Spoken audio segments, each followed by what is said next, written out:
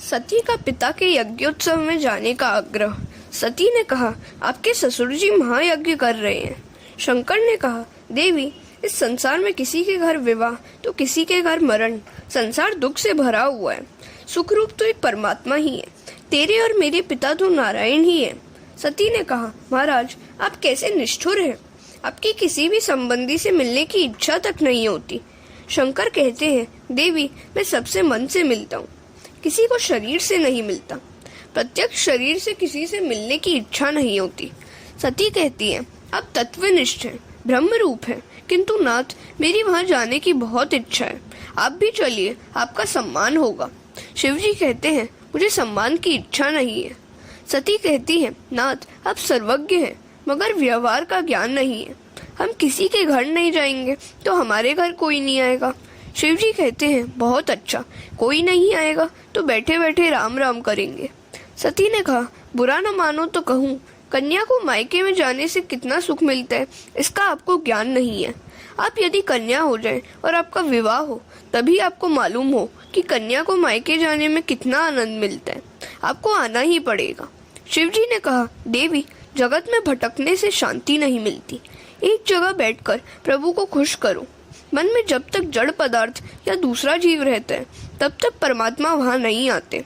बहुत भटकने वालों का मन और बुद्धि बहुत भटकती है। सती अर्थात बुद्धि शंकर भगवान को छोड़कर जाती है तो बहुत भटकती है। शिवजी कहते हैं, तेरे पिता ने मेरा अपमान किया, वहाँ जाने में कोई भलाई नहीं है। सती ने कहा, नाथ, आपकी कुछ भूल हुई होगी। मेरे पिता मूर्ख नहीं है कि बिना कसूर आपको अपशब्द कहे। शिवजी कहते हैं, मैंने उनका कोई अपमान नहीं किया। शिवजी ने यज्ञ प्रसंग कह सुनाया। सती चरित्र में पितृस्नेह और पति निष्ठा की खींचतान है। सती कहती हैं, आपने मेरे पिता को क्यों मान नहीं दिया। शिवजी ने कहा, मैंने तेरे पिता को मन से मान दिया था। मैं कभी किसी का अपमान नहीं करता। सती ने कहा, यह तो वेदांत की परिभाषा लगती है। मेरे पिता के अंतर में बसे हुए वासुदेव की आपने वंदना की थी, यह मेरे पिता को कैसे मालूम होता। आप यह बात अब भूल जाए। शिवजी ने कहा, देवी, मैं भूल गया हूँ, मगर तेरे पिता अब तक नहीं भूले हैं। शिवजी ने सती को बहुत समझाया कि जहाँ मुझे मान नहीं मिलता, वहाँ जाने से तेरा अपमान होगा। तू माननी है, अपमान सहन न कर सकेगी, वहाँ मत जा, अनर्थ होगा। सती न मानी। उसने सोचा कि यज्ञ में नहीं जाऊंगी तो पति और पिता के बीच वैर बढ़ेगा। सबको यहाँ वैर की बात मालूम होगी। उसने सोचा कि मैं वहाँ जाकर पिताजी से कहूंगी कि मैं तो बिना आमंत्रण के ही आ गई हूँ, किंतु मेरे पति नहीं आएंगे, अतः भाई को उनको बुलाने के लिए भेज दो। पिता पति के बीच वैर उत्पन्न हो गया, उसे मैं शांत करूंगी। आज पति की आज्ञा के विरुद्ध पिता के घर जाऊंगी। सती ने घर छोड़ा। जिस दिन घर में झगड़ा हुआ हो, उस दिन घर छोड़ना नहीं चाहिए। जो घर छोड़ता है वह बाहर सुखी नहीं हो सकता। शिवजी ने सोचा, सती जा रही है तो अब वापस नहीं आएगी, जाने दो, किंतु वहाँ अकेली जाए यह ठीक नहीं है। शिवजी ने अपने गणों को आज्ञा दी कि तुम भी साथ जाओ। सुखदेव जी वर्णन करते हैं, राजन शिवगण आ गए। उन्होंने कहा, माँ, तुम चलकर जाओ, यह ठीक नहीं है। सती नंदीकेश्वर पर सवार हो गई। शिवजी ने सती की साड़ी आदि चीजें गठरी में बांध दी थी। यह शिव और सती का अंतिम मिलन था। शिवजी ने सोचा, सती की कोई चीज यहाँ रहेगी तो मेरे कृष्ण भजन में विक्षेप करेगी, मन में विकार उत्पन्न हो, ऐसा कोई चित्र घर में रखना नहीं चाहिए। वह चित्र मन में आएगा तो कृष्ण भजन में विघ्न करेगा। सती ने कहा, इन सब चीजों की क्या जरूरत है।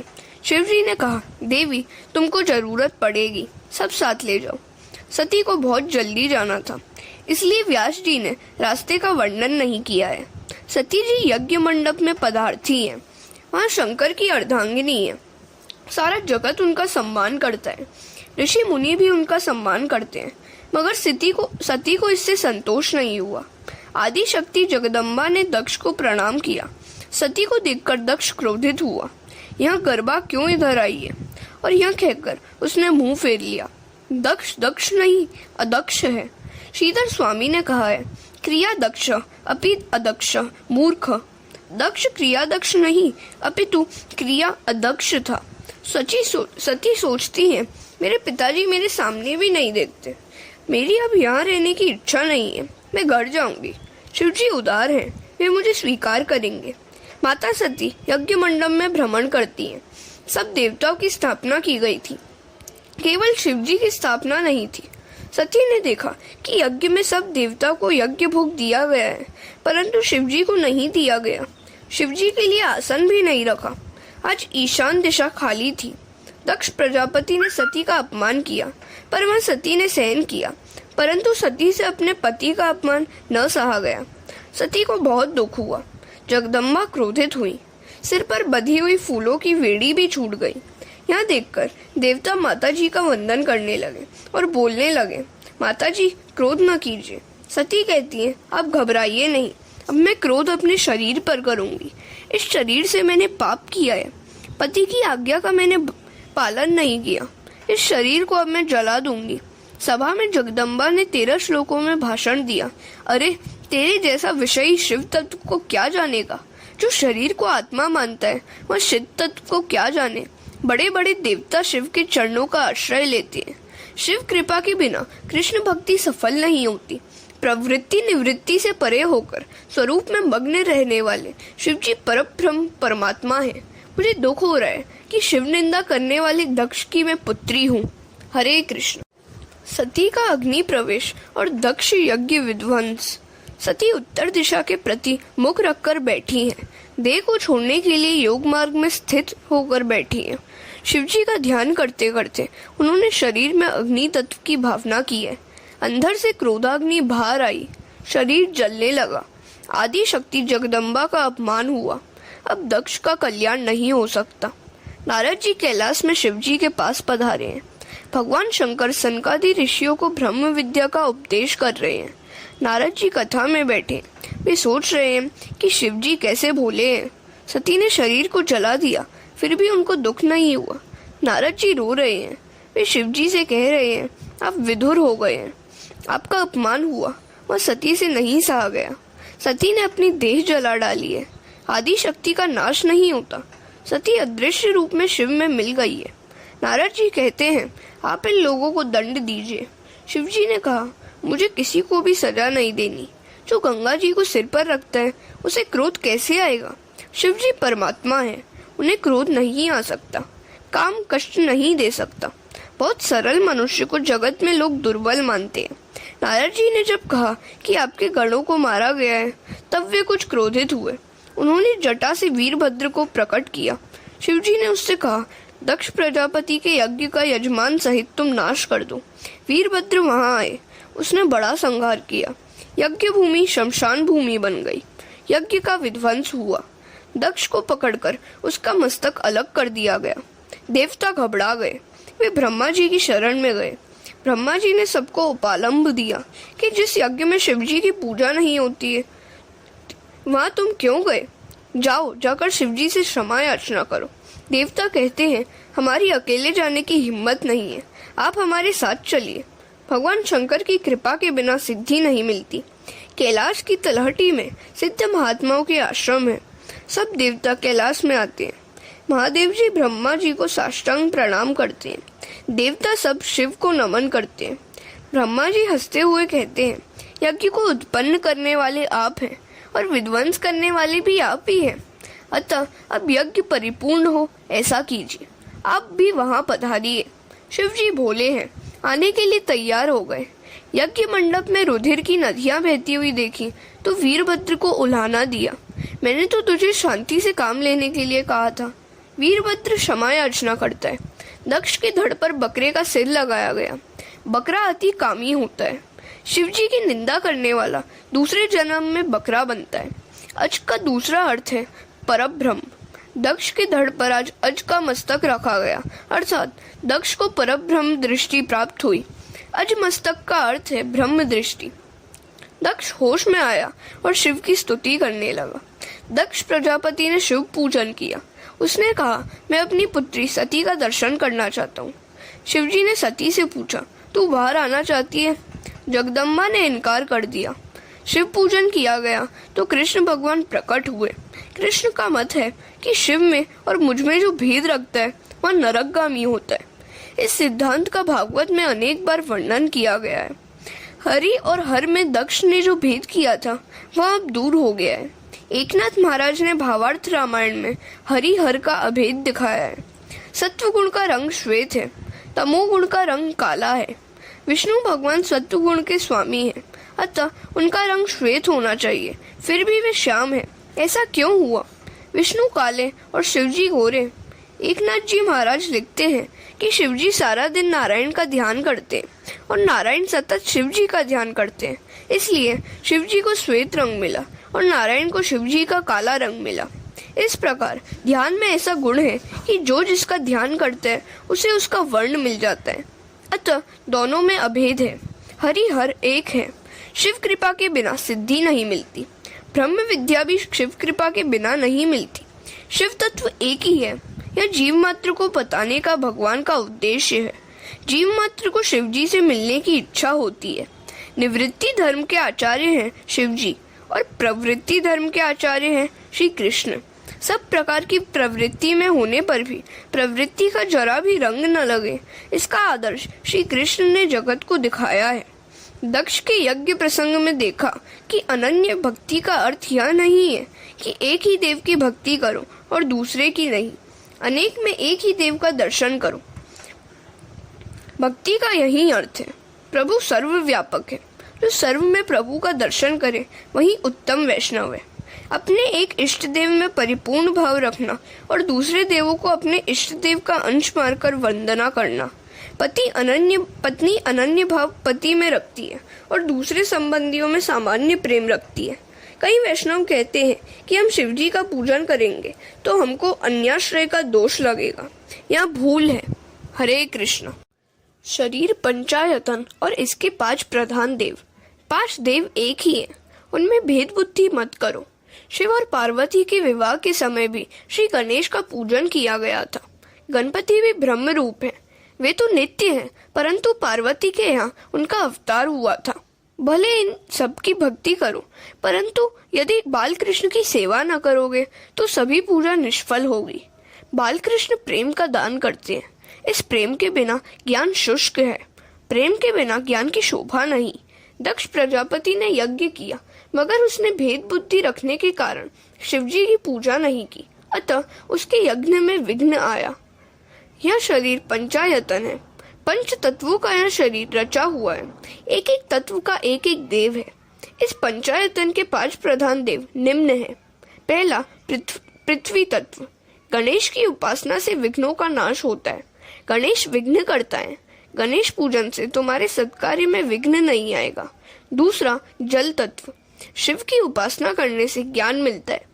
तीसरा तेज तत्व। सूर्य की उपासना हमें निरोगी बनाती है। आरोग्यम भास्करात इच्छेत। पृथ्वी पर सूर्य प्रत्यक्ष साक्षात देव है। एक नास्तिक ने मुझसे भगवान के दर्शन करने के लिए कहा। मैंने सूर्य की ओर इंगित करके कहा कि यही साक्षात परमात्मा है। प्रतिदिन कम से कम 11 सूर्य नमस्कार करो। नमस्कार प्रियो भानु जलाधारा प्रियो शिव, अलंकार प्रियो कृष्ण, ब्राह्मणों प्रियो मोदक प्रियो। वायु तत्व माता पार्वती की उपासना धन देती है। आकाश तत्व विष्णु की उपासना प्रेम देती है और प्रेम बढ़ाती भी है। सूर्य की पूजा से तुम्हें अच्छा आरोग्य मिलेगा। शिवजी की पूजा से तुम्हें ज्ञान लाभ होगा। पार्वती की पूजा से संपत्ति होने पर भी प्राप्त होगी। बुद्धि शरीर संपत्ति के होने पर भी श्री कृष्ण की सेवा न करोगे तो बात नहीं बनेगी। श्री कृष्ण प्रेम दाता है। द्वारिकाधीश की सेवा स्मरण में तन्मय होने के बाद यदि प्रजापति दक्ष ने शिवजी की पूजा छोड़ दी होती तो कोई हर्ज नहीं था, किंतु उसके दिल में वैर भाव था। उसने कुभाव से यज्ञ किया, अतः वह यज्ञ पाप रूप हुआ। जीव ही दक्ष है और सद्गुरु शिवजी है। शरीर को सादगीमय रखो। शरीर एक मुट्ठी भर भस्म है, अतः उसका अनावश्यक श्रृंगार और लालन छोड़ दो। यही है शिवजी का उद्देश्य, इसलिए तो वे अपने शरीर पर भस्म लगाते हैं। शरीर का श्रृंगार छोड़ दो। मानव जीवन तपश्चर्या के लिए है। जो तप नहीं करता उसका पतन होता ही है। मानव जीवन का लक्ष्य भोग नहीं भजन है, ईश्वर भजन है। संभाव और सद्भाव सिद्ध करने के लिए सत्संग की जरूरत है। संभाव तब सिद्ध होता है कि जब हर एक जड़ चेतन की ओर ईश्वर की भावना जागे। मानव अवतार परमात्मा की आराधना और तप करने के लिए। पशु भी भोगों का उपभोग करते हैं। यदि मनुष्य केवल भोग के पीछे ही दीवाना हो जाए तो फिर उसमें और पशु में कौन सा भेद रह जाएगा। प्रभु ने मनुष्य को बुद्धि दी है, ज्ञान दिया है, पशु को कुछ नहीं दिया है। आने वाली कल की चिंता मानव कर सकते हैं, पशु नहीं। न तो देव तप कर सकते हैं और न ही पशु।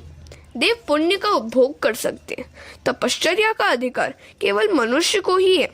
मनुष्य विवेक पूर्वक भोग का भी उपभोग कर सकता है। मनुष्य जीवन विविध प्रकार के तप करने के लिए। तप के कई प्रकार है। कष्ट सहते हुए सत्कर्म करना तप है। उपासना भी तप है। पूर्णिमा अमावस्या के दिन पवित्र माने गए हैं। उन दिनों अनशन करना चाहिए। परोपकार में शरीर को लीन करना भी तप है। भाव संशुद्धि बड़ा तप है। सभी में ईश्वर का भाव रखना भी तप है। सभी में ईश्वर विराजित है, ऐसा अनुभव करना महान तप है। अर्थात अंतःकरण की पवित्रता से हृदय में सदा सर्वदा शांति और प्रसन्नता रहेगी। प्रिय और सत्य बोलना वाणी का तप है। पवित्रता, सरलता, ब्रह्मचर्य, अहिंसा शरीर संबंधी तप है। सभी के प्रति संभाव और सद्भाव रखने वाले के मन में कभी काम प्रवेश नहीं पा सकता। विकार और वासना को नष्ट करने का यही श्रेष्ठ उपाय है। जो सभी की ओर सद्भाव रखे और सभी में ईश्वर के अंश का अनुभव करे तो वह सफल होता है। प्रजापति दक्ष ने यज्ञ में शुद्ध भाव संभाव न रखा, अतः उसे दुख सहना पड़ा। उसका यज्ञ से कल्याण न हो पाया क्योंकि उसने शिव जी के प्रति कुभाव रखकर यज्ञ किया था। दक्ष ने यज्ञ करते हुए भी हृदय में दुर्भावना रखी कि शिव जी की वह पूजा नहीं करेगा। इसी कारण से यज्ञ कार्य में बाधा उपस्थित हुई। अतः किसी की भी ओर कुभाव न रखो, तभी धर्म सफल होता है। सद्भाव रहित होने के कारण दक्ष का धर्म कार्य हो गया। प्रजापति दक्ष के यज्ञ की कथा का उद्देश्य हरिहर का अभेद बतलाने का है। शिव चरित्र की यह कथा वक्ता और श्रोता के पापों को भस्मीभूत करने वाली है। अधर्म के वंशजों से सावधान रहो। चौथे स्कंद के 8वें अध्याय के प्रथम 5 श्लोकों में अधर्म के वंशजों का उल्लेख है। यह श्लोक महत्व के हैं। पुण्य न कर सको तो कोई बात नहीं, किंतु पाप तो कभी मत करो। अधर्म की पत्नी का नाम है मृषा देवी। मिथ्या वचन करने का बुरा स्वभाव, उसी में से दंभ का जन्म हुआ। लोग वैष्णव तो कहलाना चाहते हैं किंतु सच्चा वैष्णव होने की कोई इच्छा नहीं रखता। दंभ का पुत्र लोभ और लोभ का पुत्र है क्रोध। क्रोध की पुत्री दुरुक्ति अर्थात कर्कश वाणी। महाभारत के युद्ध के और रामायण के करुण प्रसंगों के मूल इस कर्कश वाणी में ही है। पैर फिसलने से जब दुर्योधन गिर पड़ा तो भीम ने कहा, अंधस्य पुत्र अंध। दुर्योधन ने इन शब्दों से लज्जा और अपमान का अनुभव किया और परिणामतः महाभारत का दारुण युद्ध छिड़ गया। सीता जी ने वन में लक्ष्मण की कर्कश वाणी से भर्त्सना की तो उनको इच्छा न होते हुए भी मारीच राक्षस के छल भरे शब्दों का पीछा करना पड़ा। लक्ष्मण की अनुपस्थिति में रावण सीता को उठा ले गया और रामायण का आरंभ हुआ। अतः कर्कश वाणी का प्रयोग कभी मत करो।